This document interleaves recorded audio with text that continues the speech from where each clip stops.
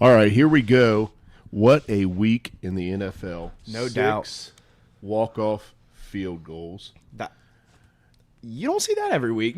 Well, you've never seen it before. Really? That's a record. Wow. Yeah. I think they had it at 5, and then the Bills did not disappoint us last night by letting the Broncos get number 6 Jeez. after Oh just my a gosh. inexcusable mistake, having 12 men on the field.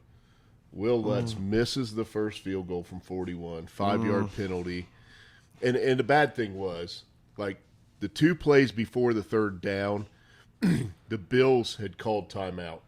Gosh. So you've got 2 timeouts in the last 4 plays to prepare for that moment, and then you have 12 men on the field. I just think, I I mean, saw a horrible meme.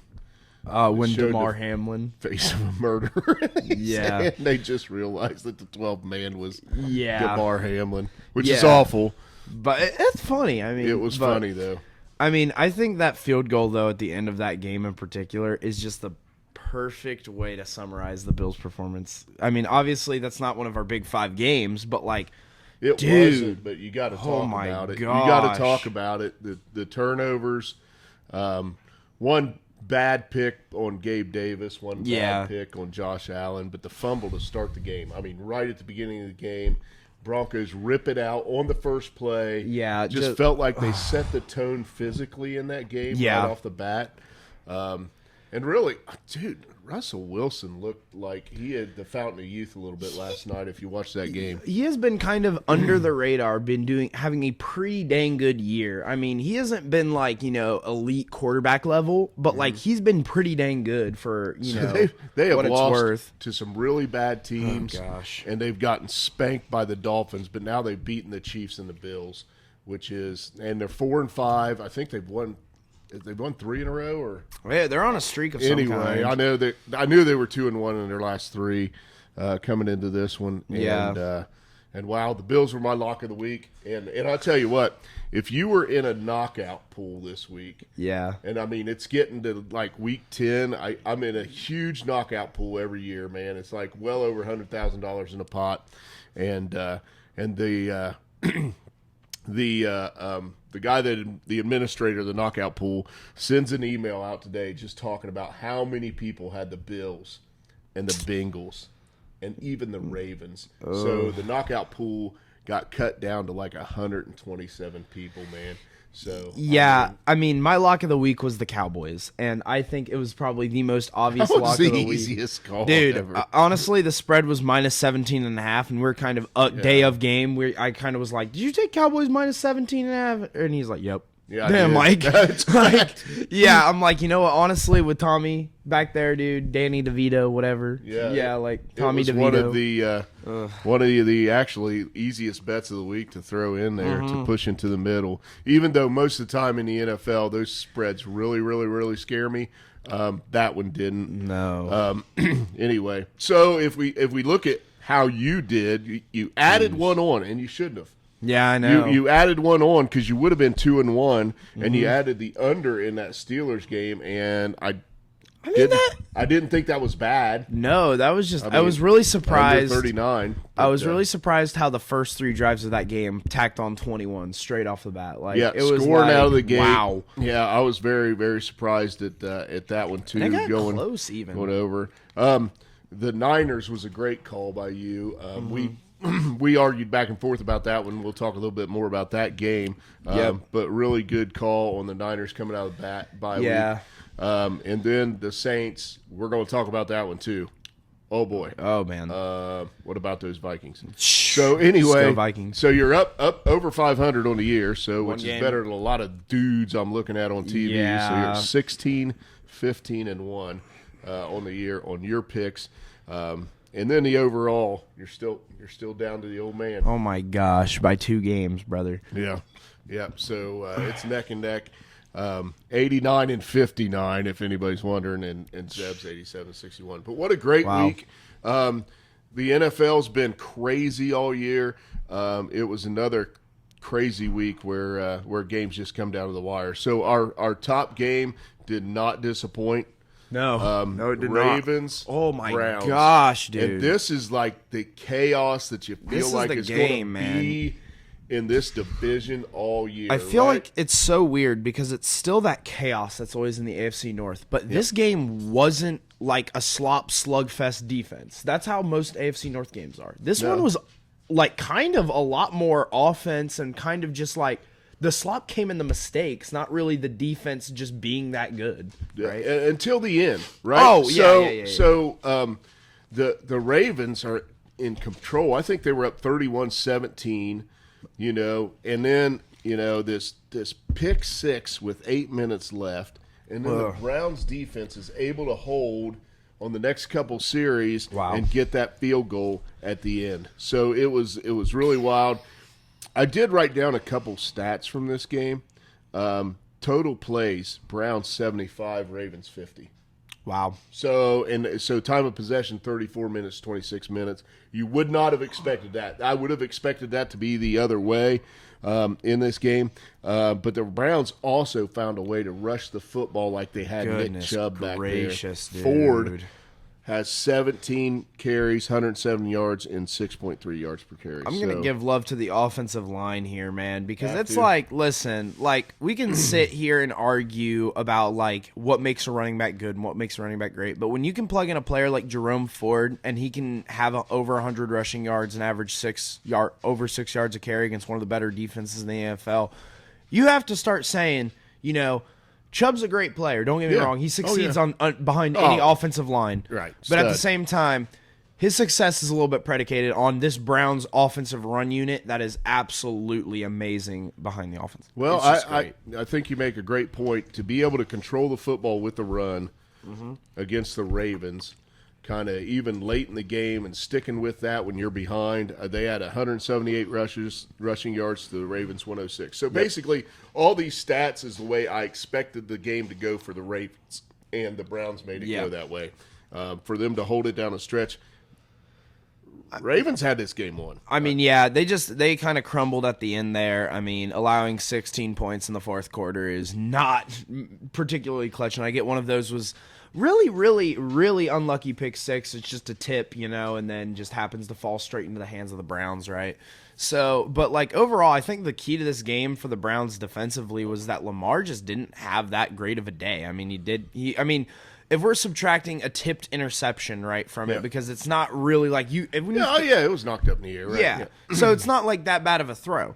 It's just that, when you take away that pass attempt in general, you have a 13 for 22 game with 1 touchdown, 1 interception if you just take away that one pass. And it's, that's just not, what you expect out of an MVP caliber player that's leading one of the top teams in the AFC. You're going to need, this is one of these big games in the AFC North. You've got to step up and play. Well, the number of pass attempts that Lamar had was indicative of them controlling the game until the fourth quarter. Because that's honestly where they want to be with him. They want to be around 25 pass attempts. So, I mean, this makes for a real interesting matchup Thursday night. The Ravens, huge point differential on the year, man. They're like plus 120 or something. Yeah. But have 3 losses, so they're finding a way to lose. Yeah. When they shouldn't in some games. And then the Browns are sitting at 6-3. Dude. You know what? They're legit. Watson started about half the games, and they're probably Kane. back to that. I think he's got an injury again. So we're looking at possibly a PJ Walker start next week or whatever. I think the Browns are legit, and I think they proved that with the Ravens win. I don't think they're like, okay, Super Bowl contender legit. I still need to see a little bit more out of that offense, which I do too. I mean, you look at it, they scored 26 points in offense this game against one of the better defenses in the NFL, and you're like, oh, okay. You're not going to be able – listen, in the playoffs, you're going to need a quarterback that can throw the ball extremely, extremely well. That's what we've seen historically with the NFL. Like, you cannot lean on the run to get to the Super Bowl. It just almost never works. And right here – you're going to have to – Deshaun's going to have to eventually step up if you're wanting to go far into that playoff run, I think. Yep. But overall, I think they're legit. And you mentioned, how this makes, the Thursday night game between the Bengals and Ravens extremely interesting. This just makes next week so interesting for the AFC North because right now, as it stands, we could see like a complete shift. The Ravens lose one game. It is very, very, very possible that the Browns or Steelers, well, no, it's going to happen. If they lose this game to Cincinnati, the Browns or Steelers take over. Simply put, the winner of that game, right? Yep. And the Bengals are desperate right now, too. They're clinging for life. And coming into this week, I mean, you had to feel like the Ravens were the top team, if not second top team in the AFC. Yep. Coming into this game. Now you got question marks about can you finish? Absolutely. Which, that's been their problem from a season standpoint and a health standpoint overall. Yeah. But most of the time when they're in control of a game like that, I think they usually do pretty good. All right, so our second game was a absolute blowout. Yup. Just the 49ers come out of the bye week and just completely control Jacksonville Jaguars. You said it. I was starting to believe a little bit in this Jaguars team. You said they were a 6-2 fraud. And now it's like, maybe they are. It changes. See, in the NFL, man, it changes the game when you have a player like Deebo Samuel out, when he's involved in both your run and pass game, because it's not just from the perspective of a defensive coordinator and this Niners backslide since he's been out, right? And obviously Trent Williams has also played a part in that, and just the beaten up general thing of the 49ers have been really, really beaten up. They've been played very, very hard in almost every single game they've played. Yep. But as a defensive coordinator, when there's a weapon on the field, you're going to have to try to find a way to neutralize it. And Deebo coming back showed that, like, it's so hard to scheme when at any moment jet sweep with Deebo can completely destroy your offensive game plan. Yeah, well, I'm going Deebo plus Trent Williams plus a bye week equaled, this healthy 49ers offense. You got McCaffrey has no touchdowns, but he has 16 rushes for 95 yards, 6 catches for 47 yards. That's like the first time he hasn't had a touchdown in like 3 years. That's no crazy. touchdowns, but he had almost 150 yards of offense. Wow. Brock Purdy turned back into Brock Purdy. The key stat is 0 interceptions. Yeah, 0 picks, but 19 to 26, very efficient, 296 yards and 3 touchdowns. However, you talk about Deebo, you talk about Trent Williams, you talk about that offense getting back in sync, and they did. But the reason the 49ers won this game was the defense. Defense, baby. They had 4 takeaways, and they sacked Trevor Lawrence. Sunshine, they sacked him 5 times. Yeah. So, I mean, Trevor Lawrence, I'm not going to say he played a good game, but I think the stats are very misleading. Obviously, he threw 2 picks. But just, man, he was getting suffocated. Yeah. All game. It was not like a matter of like this QB just can't throw. It was more like dude was under pressure, dude was getting suffocated, and just praise for the 49ers on a bye week, giving a beautiful defensive game plan, great offensive game plan, and they just like everything was worrying for them, man. I really, really, really think the addition of Chase Young to this defense is just going to energize them. It reminds me of the Browns picking up Za'Darius Smith in the offseason and putting that just above average but great athlete over on the other side of an absolute stud. Yep. And I think this is bad news. Middle of the season, who did they pick up last year? McCaffrey, right? Yeah, that's true. Now they make a move this year and pick up Chase Young, and I think it's a great move. Yeah, I think this, I mean, if you look at just in terms of roster, man, it's like, I don't think it's actually a debate at all in the NFL that you are either the 49ers or Eagles have the best roster. And they are 2 teams that are so far above the rest in my mind in terms of their roster. And even then, I would say the 49ers have the upper hand just because, oh my gosh, man. Like, the offense that they have, I mean, the Eagles predicate their roster mostly on their, like, offensive line, defensive line being really studly, and then they kind of have all their supporting cast in the back kind of benefit from those 2. Oh my gosh. I mean, I feel like just the skill positions, just whether it be the wide receivers, running backs, or just the corners and safeties for the 49ers. Don't forget that tight end that had 116 and yards. Kittle. I think he had 4 catches, 116 yards. I think that's a direct result of Deebo Samuel being back, though. Dude, I mean, he had 3 catches for 116. I mean, that's a Deebo Samuel crossing routes, opening up the seam. To me, there's no doubt that absolutely that was a huge huge impact on the game. So Yeah, they kind of exposed Jacksonville. And, we've talked a lot about how great the 49ers have recovered from that backslide, which is what I kind of said in our previous show, where I was kind of like, I suspect the 49ers to completely get back from this backslide. I don't think they backslide 4 games. The Jaguars, though, now you got to really be questioning, like, as a team, what are you? Like, how good are you actually? And I know we see these, like, games, like with the Lions, right? I was sporting the Lions jersey today, just got in the mail. Take pause. Barry Sanders? Yeah, of course. That is sweet, dude. I know. Lovingly historic Lions the black jersey. and blue, by the way, pops like crazy. I saw this and I'm like, this jersey is me. Like, listen, I said that I wasn't going to wear Steelers stuff until Matt Canada gets fired or coaches a 400-yard game. I'm going to start wearing this Lions jersey. And if you're going to buy another team's jersey, you got to buy like a legend, like Barry Sanders. Exactly. It's a legend jersey. It's a fan of the game jersey. You've seen my Drew Brees jersey, right? Like, he's a legend for the Saints. Like, I bought him because he's my favorite athlete of all time. But, like, either way. So this is a perfect segue into our next game because I'm actually wearing my Ohio State basketball shirt because I feel like after this Sunday and the game we're getting ready to talk about, I'm just ready for basketball season. Wow. But no, I'm really kidding. Take heart, Bengals. Jeez. Look, you were in the game. You had a chance to win the game. You didn't make the play at the end. And those are the plays that'll cost you. Those are the ones you're going to look back at the end of the season and say, oh, man, if we'd have just got that game, then we're going on the road to Baltimore with some momentum. Now you're like, licking your wounds. You got one to get away, but you got to get ready now. So, but kudos to the Texans. Yeah, absolutely. I mean, the Texans played a great game here. I think, obviously Cincinnati was let back in the game. We talked a lot about the coaching call with the interception. Just choosing to pass when you're up 2 scores is kind of just... 3 minutes left. CJ just throws an absolutely horrible pick. I blame him. And a great play by the defense. Never even saw him cutting across in front of the receiver. But that play call...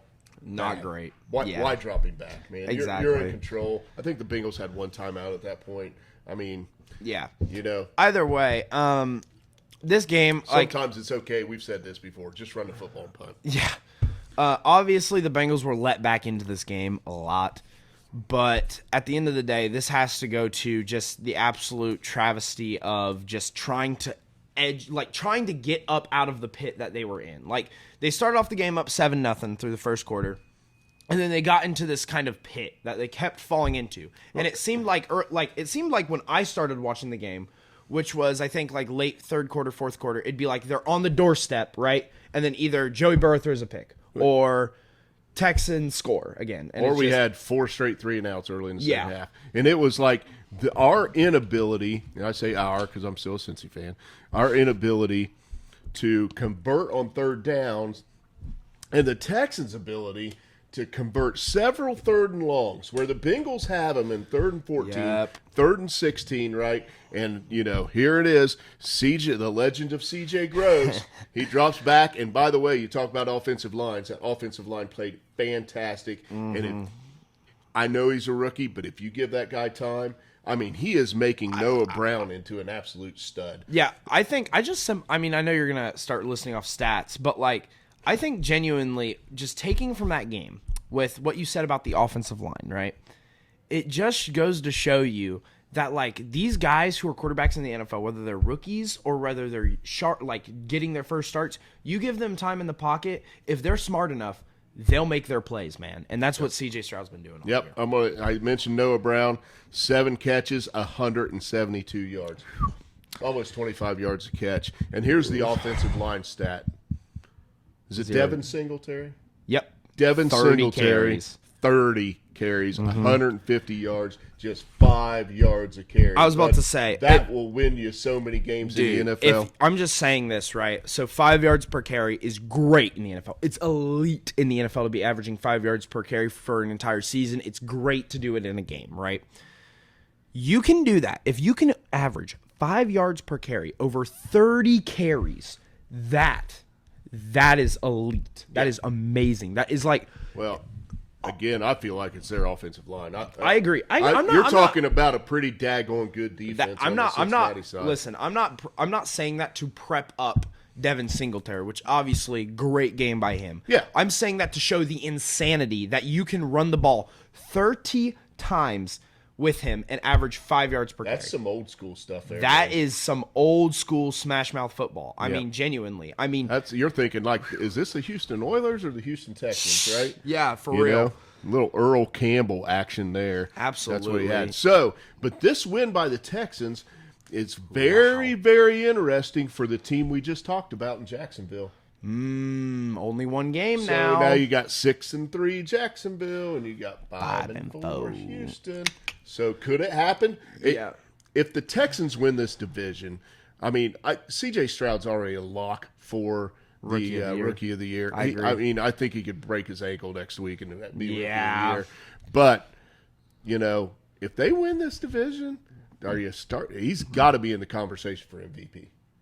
I'm not saying he wins it. Yeah, He's got to be. I would say that with the MVP, there's not really a point a lot of the time. You see this a lot in MVP races where you have kind of the exact same player twice, except one is slightly better, right? So it's like this guy was the second best QB this year, and he's very similar to this guy, but this guy was slightly better. There's no point in having him in the race. CJ Stroud, there's no player that's in a situation like him and is playing like him in the way he plays and the way he is rallying this Texans team. He's a very unique case. He at least deserves to be in this conversation. I mean, absolutely. I would think it would be very interesting right now to start listing off quarterbacks, right? If you were starting a franchise and just start at the top and see where this guy lays overall. He's certainly in the top 10.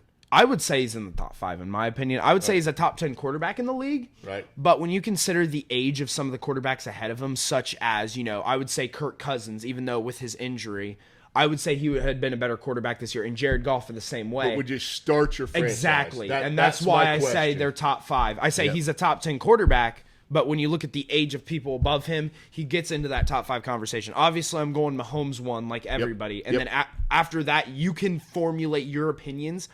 I think CJ Stroud is up there, but I think if I'm going to put him there, I'm going to put him at 5 just because at the end of the day, he's played 9 games. 9. And you cannot really see a career panning out exactly through 9 games, especially when there's players already established like Justin Herbert and Joe Burrow. Well, I'm going to say, Mahomes would be my 1, and if he's not your 1, then you're not watching dumb. football. You're wrong. Right. and Burrow's still my 2. Burrow's still my 2 at his age, and as much as they've struggled on offense this year, the Bengals, I think that's reasonable. I still think his decision making, his pocket presence, I would have Herbert at 2 personally. Yeah, but I mean, we're going to talk about him here in a minute. Okay, we'll talk about that in a second. But I honestly, Herbert, let's get to that game. Yeah, Herbert Goff game was pretty incredible, actually. The comparison between those two, and Goff wouldn't be a horrible choice, and you've said that. Yeah, for a franchise starter. Yeah, he's not that long in the tooth. Yeah, so. No doubt. He hasn't even hit 30 yet. So I mean, interesting conversation. I think if Stroud's probably in my top 5. Yeah. He's I think probably hanging right around that 4 or 5, right? Yeah, Mark. I'm trying to think about who it might be. Herbert, Burrow, Mahomes, and do you know who's not? Who? Allen. No. Bro, he's not in there. Take care of the football, man. I said I told my dad when we were watching and looking at statistics of the game, and he had 9 interceptions coming into the day. I said, dude, he's literally just sexy Brett Favre. Like he is sexy what Brett a great Favre. Comparison. I mean, he's like. Dude, listen, Brett Favre, for as elite as he's propped up to be and considered a top 10 quarterback by a lot of people, you look at his interception numbers and you're just like, what? Yeah, off the charts. It's just because the game has changed in the past couple years. Interceptions are way more costly, in my opinion, now than they were back then. I mean, look at wins and losses and see what happens, man. Yeah, I think when you are throwing as many interceptions as Brett Favre did back in his day, in the modern NFL, you're going to struggle. Look at Jameis Winston. Right. I was just getting ready to say you're segueing into the next game. Congrats to the Texans.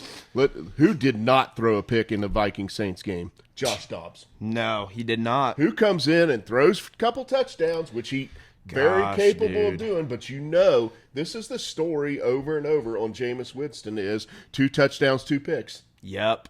right? Absolutely. I just think, Jameis Winston, I thought he would take a step up when he went to the Saints. He kind of showed some signs of life. But he's just not. He's just a backup QB at this point. I mean, that's just the best way to describe it.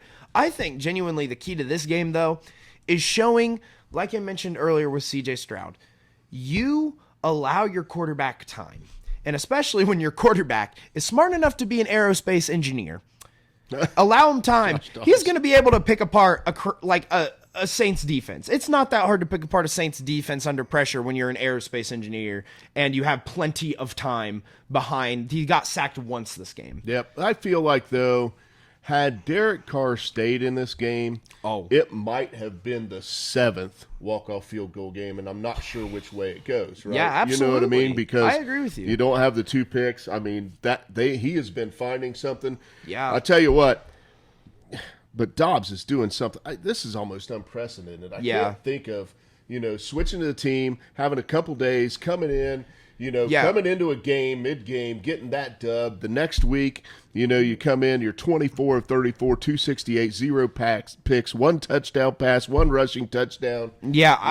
You found a new best friend in TJ Hawkinson. He's tearing it up. And you're on the brink of getting Justin Jefferson back in this offense. Oh, dude. Oh, my gosh. First off, off, you got the Jefferson, Addison, Hawkinson. First off, I want to say... Sorry, I'm going crazy, but... No, you're fine. I mean, I hadn't seen anything like this since the Baker Mayfield incident where he went to the Rams and kind of showed up. Even then, you look at statistically that game versus what Dobbs has done in his first 2 games, and you even look past that first game Baker had to some of the statistics he had before. Dobbs has been way better. I mean, he has smashed what Baker did last year, and it's this team kind of rallied around the Kirk Cousins injury, and then they got this new leader in Dobbs, and all of a sudden they're using the Kirk Cousins injury as fuel and still rallying around Josh Dobbs, and this team is hot, and they don't have their best player. Right.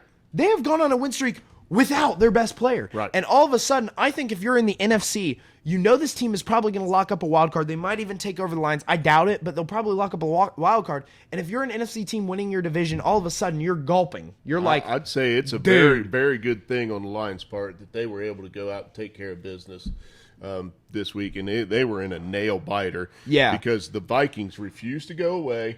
They're 6-4. They're playing good football. And like I said, Jefferson's set to come back very, very soon. So you got the Jefferson, Addison, TJ Hawkinson, one of the best in the league. Gosh, core is so good. So really, I do want to say something about this game, and it's again, Dennis Allen has never had success. He's got the Saints at 5-5 in first place. So this is the biggest, best season he's ever had. Yeah. Why in the hell did you abandon Taysom Hill in this game? I didn't watch it. But they had found something with this dude, and I think he had 1 carry for 6 yards. And I don't even know if he had a pass attempt. Guess who started Taysom Hill on his fantasy team, and he gave him a whopping 4.2 points. Yeah. So I don't know. Honestly, I think the problem boils down to, hey, we're going to throw the ball with Jameis Winston 25 times. And I get you're down, but dude, it ended up being a 1-score game. Yeah. So why abandon the Taysom Hill package? Yeah, you ran the ball 15 times. You ran with Taysom Hill once. You barely passed to him. I think he had 4 targets, 2 catches. I just don't. He just gives you a wrinkle that the defense has to freaking pay attention to. Actually, perfect example. We just talked about how adding those unique kind of Swiss Army knife players like Deebo Samuel to an offense makes it hell for a defensive I don't care if you put him in the backfield. I don't care if you put him in the slot. I don't care what you do. Get him a couple more touches because he's been helping this offense win football games. Yeah, and I mean, even on the other side of things, give Kamara some touches, man. I get he caught a lot of balls. He had 7 catches for 33 yards. But you only rushed him 9 times and he was averaging 4.7 yards per carry. Yeah. Abandoning the run too early. And especially when you have your backup QB in, this was just an absolute disaster class. Even though it was only 1 score, a disaster class from the Saints, in my opinion. Yeah, so I think, again, I'll go back to, I think this is a close game if they don't get out of sync with Derek Carr going out, and then we just abandoned what's got us here and got us to the winning record that we had coming in this game, and an opportunity to really take control by like 2 games our division. Now you got 4 and 5 Buccaneers right up your butt, man. Yeah. So they're gonna they can be a problem for you. Let's face it. All these teams are like right there. Saints are a little bit better, but if they're better, they're not better with Jameis. No. Well, but I think they got a bye week. So Derek Carr's in concussion protocol. That gives him an extra week to get healthy. Yep. So anyway. Yeah, I just think, good on the Vikings, bad on the Saints. Great I think on the Vikings. Absolutely. You're really starting to like Kevin O'Connell as a head coach. Yeah. Man. I mean, I'm growing on you. I think, just being, even though I only played 1 year of football in high school, I think just the best thing that I can say about football in my experience with it and even watching it is just the relationships between the team and the family that you have. And it always results in better, like you're going to win games. To have a leader like Kirk Cousins, if you see all the behind the scenes, if you watch quarterback, these Vikings love Kirk Cousins. To see that injury and to see guys crying on the sidelines. And then you look at the aftermath here. Dobbs is here now. And they're just like living it up. They're having so much fun. They're loving. And they're using this, like I said earlier, fueling with the Kirk Cousins injury and also fueling this kind of Dobbs narrative. It's so beautiful. I love what the Vikings are doing right now. And I can tell you this personally. I don't think they're going to make the Super Bowl. I don't think they're going to win the Super Bowl, obviously. But when it comes playoff time, man, a team that loves each other and is united is so damn scary in the playoffs. And this Vikings team, as of right now, I know we still have 7 more weeks to go or so. They got NFL. 7 games left. So this good on them the last couple of weeks to overcome adversity. And Kirk Cousins probably is one of the nicest guys in the league too. Dude. I mean, his like life's like a Hallmark card or something. You know what I mean? But that's why his team loves him so much. He's a dude of high integrity. Absolutely. Solidified that locker room. A guy you can trust. And the guy's not playing, and the guys are playing for you. Yeah, I think it's beautiful too. It's that both of the quarterbacks, Dobbs and Kirk Cousins, are both players that people or teams have shown they can trust in. They can trust in these guys. Not just necessarily to win them football games, but off the field. I want you to look for one bad thing, even if it's like stealing some chapstick from a gas station that Dobbs and Kirk Cousins have done, because I've never heard a single bad thing come out of there. I mean, just great energy out of the dudes, great effort level. Love it. I mean, they're doing it on and off the field in a film room and preparation and all that stuff. And anyway, so great on the Vikings. We got one more game to talk about. What a freaking game. Oh, dude. I mean, 41-38 Lions. This is what most NFL wants. They want these big scoring offensive shootouts, and you got it right here. This week, the whole week was exactly what the NFL wants. Oh, they want walk-off field goals. Absolutely. They want parity. They want teams to be close. You always feel like you have hope. Yep. Right? They love these 5-4, 5-5, 4-5 teams. Oh, dude. Because there's a whole pack of them in the middle. Oh, man. That are going to sneak into the playoffs. Somebody is. The NFL is so tight this year. It's so tight. There are a few teams that have differentiated themselves from the pack, but there's no one dominant team. Even the Eagles that are sitting there with one loss are still like, if they were to play the Niners today, right? If they were to play the Cowboys in Dallas, maybe, right? Yep. If they were to play this hot Vikings team, right? Like, who knows what can happen at this point? It's such a great situation the NFL has this year. And honestly, I think this game is a perfect showcase of it, as this Chargers team is 4-5, this Lions team is 7-2, and it's a 3-score game, offensive shootout, and it's just craziness. 3-point game is what he meant to say. It came down to the wire. The That's stats, listen, Goff had 333 yards, 2 touchdowns. Herbert has 323 yards, 4 touchdowns. Montgomery was great.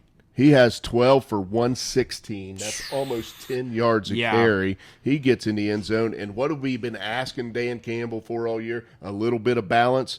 Gibbs gets 14 carries for 77 yards, 5.5 yards carry, and 2 touchdowns. Just overall, the rushing attack was so good this game. I mean, you talk about 26 carries for over 190 yards, and you talk about 3 touchdowns. Just the rushing. Montgomery coming back. The 1-2 punch is phenomenal. Amon St. Brown, 8 catches, 156 and a touchdown. But on the other side, you got Keenan Allen.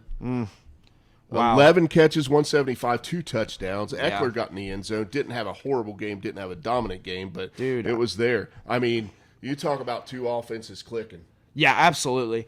Overall, though, I mean, the biggest takeaway from this game is obviously going to be my attack on defense. Obviously, this was not a... That is hilarious because I'm going to give you some stats after you talk about it. Okay, well, here's my thing. Listen, obviously the Lions had a pretty solid unit. I think they just simply put up against a pretty good offensive team, and they just kind of clicked at the right time. We know Justin Herbert is no joke, man. I'm going to say this is a little bit of a fluky game for both defenses, except the fact that this is kind of a trend with the Chargers.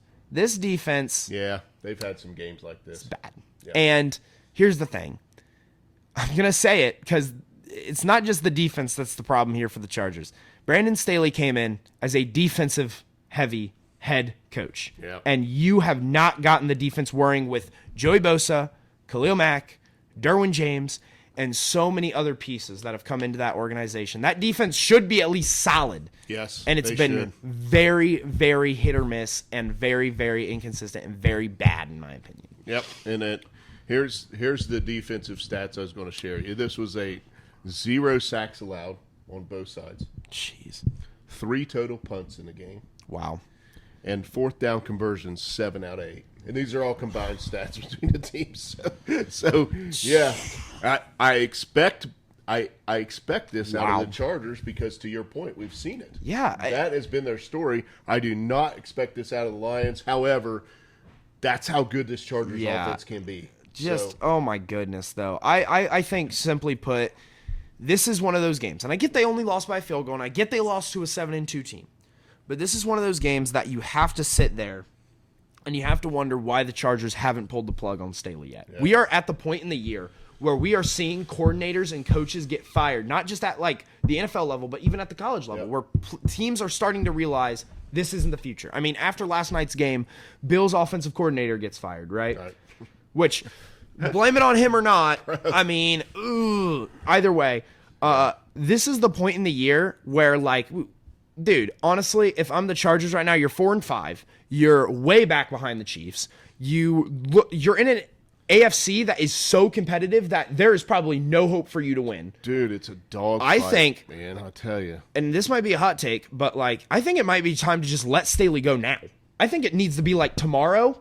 We need to rebuild this organization now because the longer you wait to fire Staley, the worse this is going to get. I don't think it's time to rebuild this organization. I totally disagree with you there. You just read off a roster that is something you can build around. We know this offense is good. There are pieces on defense, but his scheme, what he's doing, is not working, and I agree with you. I'm agreeing you. I did not mean what you said. Rebuild. Okay, it was not the correct language. I said when I said rebuild, I mean just in terms of like the coaching staff, the scheme, this organization. I'm not the key reason I said the organization, not the team. Yeah. You don't need to rebuild the team. You need to rebuild this organization.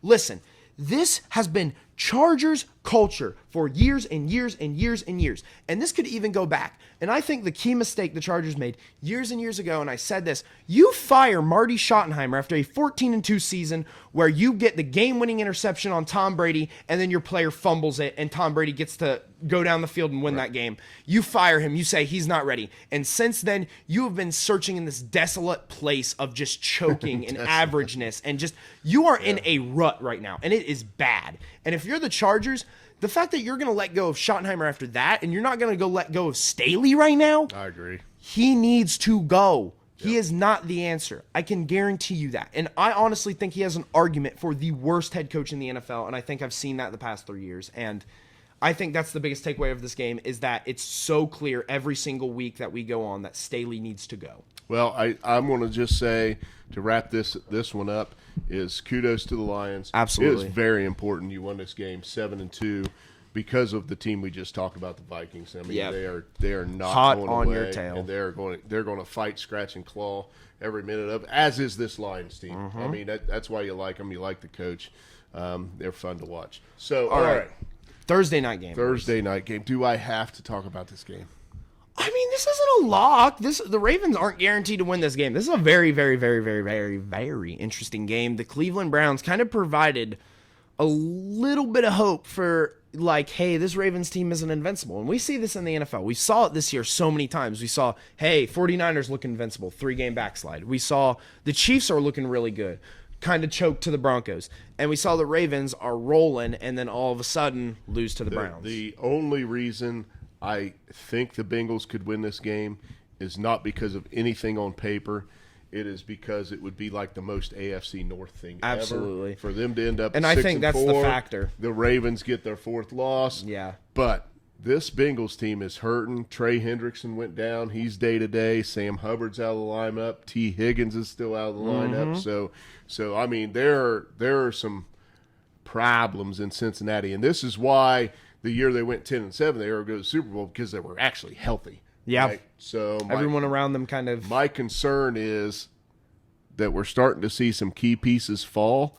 Mm-hmm. And Cam Taylor-Britt came out of the game for a little bit, hobbled a little bit. So yeah, I feel like the problem's going to be is if Hendrickson doesn't play, Hubbard doesn't play, and you got to start Cam Sample on the edge or something like that, I feel like we could be in big trouble with Lamar. Yeah. So and just their ability to control the game and us not to be able to disrupt him, move him off his spot or anything like that. I mean, it's just too big. So let's all pray. It was just a hyperextended knee. Trey, we need you. Yeah. So I'm going to say what you said was really, really what I was going to get into was just this is AFC North football, man. Yeah. Like, I've seen it with the Steelers in particular the past 3 or 4 years where it's like there have been games where we're going into the Ravens or going into the Bengals, and I'm like, we're not going to win this game. I mean, you look at week 1 of last year, right? We pick off Joe Burrow 4 times and force a fumble, and we win the game, right? Yep. So this AFC North football is predictable. It's awesome. It's defensive. It's sloppy. And the best part about it is it's the best division in football, so you know every single game in this division matters. It's exactly what you want out of college football, in my opinion, but at the NFL level. Yeah, right? it's the most AFC North thing ever. For Ravens go early in the season and go get the Browns and go get the Bengals at their place for them to turn around and come back and get it. And if the Bengals offense can ugly it up, if Joey Burrow can sit back there and not big ball you, but Jamar chase you down the field, and Joe Mixon you down the field, man, and we can be more physical up front, ugly, and keep our offense on the field, we got a chance. Yeah, I completely agree. I mean, this game is not a lock and stone Ravens. It's going to be a very, very good game. And do we know what the spread is on this bad boy? I do not know the spread, but I would assume, if I'm going to guess, 3. Yep. I was going to say. I'm going to look that up. But genuinely, I mean, this game is going to be great, I think. I think this is going to be a good, well-played game. I think Cincy has to take a lot from this game, in my mind, if it's 4. Okay. So I think that this is a very, very important game for both these teams. Obviously, Baltimore, you lose, you throw division control to the Browns or Steelers, winner of that game. Yep. Bengals, you lose, you're sitting at 5-5, and no matter what, if you're sitting at 5-5, you're 1 game back of one team, and then you're 2 games back, 2 games back of that second place team, and 3 games back from the Ravens. So it's just, So go in there, stink it up, be physical. Try to do your thing. Give us a shot at the end of the game. 53-yarder, Money Mac, and I think he drills it in Baltimore. So we're picking this game. Yeah, go ahead. What are you gonna pick?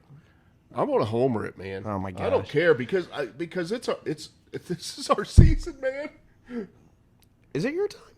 It's our season. I mean, you got. I'm taking the Bengals. I swear, through 10 weeks, you've had the Bengals at like 9-1 in your picks. But to be fair, it was kind of. It's not that bad. I think this is the type of team when they're up against the wall, though.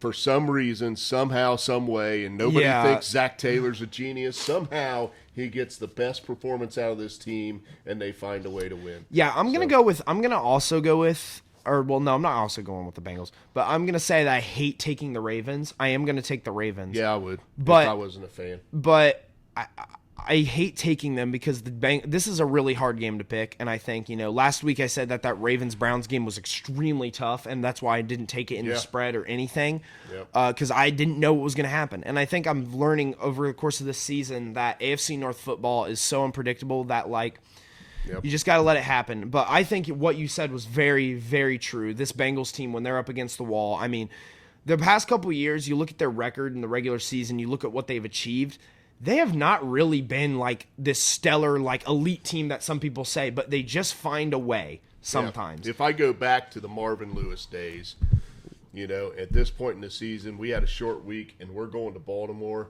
I'm like, dude, this is where we lose it. This is where Andy Dalton, primetime Andy Dalton, throws 3 picks.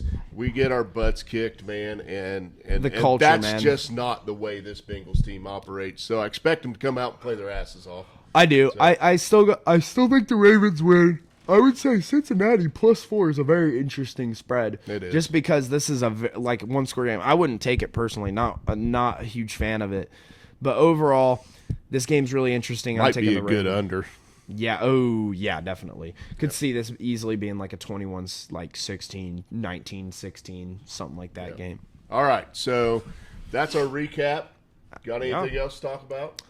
Not really. I mean, I'm trying to think of college football. Obviously, there's not I don't think there's really any significant games this. There's not any really good games this weekend. I think Washington is at Oregon State. I was about to mention. Spread games I see. Please, Oregon State. Please. But I shocker, Alabama and Georgia are really good. They're starting to really peak, and they look dominant. Both of them look dominant, and then. I think if you had to list out the top 4 teams in the country, you'd go Georgia, Alabama, Ohio State, Michigan. So, I'm actually going to sneak in there. Georgia? Did you do that in order or just those 4? Not in order. Oh, okay. No. I'm just saying those are the 4 best teams. Okay. Which, honestly, I think there's an argument for Oregon to sneak in there, just the way they play. I know they lost to Washington. Don't disagree at all. But it is looking exactly like TCU kind of did last year, where it was Kansas State has lost a couple games, but going into that championship game, everyone was kind of like, Kansas State probably going to knock them off there. Yeah. And I think that's kind of what we've seen from Oregon. And I think they replay that game, Pac-12 championship, neutral site. Yep. I'd be scared if I was Washington. If I was going to say a 5th team, I would agree with you, and I would say Oregon. And I don't know about Alabama yet. I think they're the 4th best team. I think they're the 4th best team because just Nick Saban's going to keep them there. They look insane right now, man. They look insane, but I'm still worried about that. The in-season performances still are kind of is this just them getting hot, or is this kind of them? Yeah, they're going to play somebody like Chattanooga this week or something like that. Gosh. Like they always do the week before the Auburn game. They always do that. So they're going to come in and they're going to smack the shit out of Auburn, and then they're going to go to the SEC championship game, and it's probably going to be a fantastic game. Oh, dude. So. I think your division championships this year in the Pac-12 and SEC are going to be amazing, immaculate games, and they will decide the college football playoffs, whether you like it or not. Whether that be, over the course of the next couple weeks, the Pac-12, only has to rely on Washington winning that game, or whether it be, they both are screwed if, stuff plays out and the Pac-12 game comes and both teams are going to end up with 2 losses and the Pac-12 eats itself like it does every year. Well, yeah. And if Florida if Michigan and Ohio State play an instant classic, which could very well happen, those two teams are just neck and neck, in my opinion, this year. It'll be very interesting. And Georgia, Alabama, I'm just saying. Dude, consider, just look at the Alabama beats Georgia in a classic, and Georgia's got one loss against Alabama. I'm just saying right here, right, that SEC is going to have a 1-loss champ, right? Yeah. Pac-12 likely going to have a 1-loss champ. Are they? Georgia's still undefeated. Georgia. Well, I said they can't. They might have a 1-loss champ, right? 1-loss champ in the SEC, 1-loss champ in the Pac-12, undefeated Big Ten champ. That's a lock, I'm telling you. ACC might have an undefeated champ, right? And Big 12 might have a 1-loss champ. And all of a sudden, you're sitting there, if you're the college, and this is my opinion personally, you had it decided last year that you were going to implement a 12-team playoff, right? Yeah. And you decided that you were going to wait a little bit. And right now, you're sitting there, if you're the CFP, you're the CFP, and you're like, oh my gosh, we could have made so much money Yeah, off just of give this. me 8 this year. Dude. I'd take 8.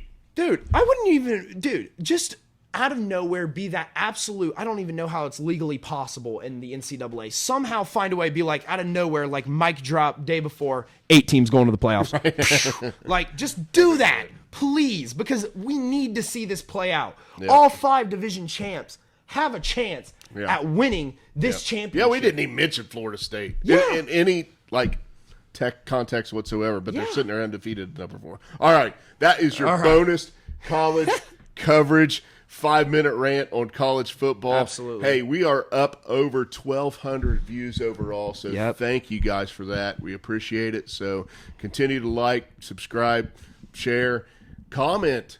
If you're not watching and you were not, tune in this week and tell us what you'd like to hear. Yeah. So we dig it. We'd love the feedback, and we'll see you. We'll drop a regular show this weekend.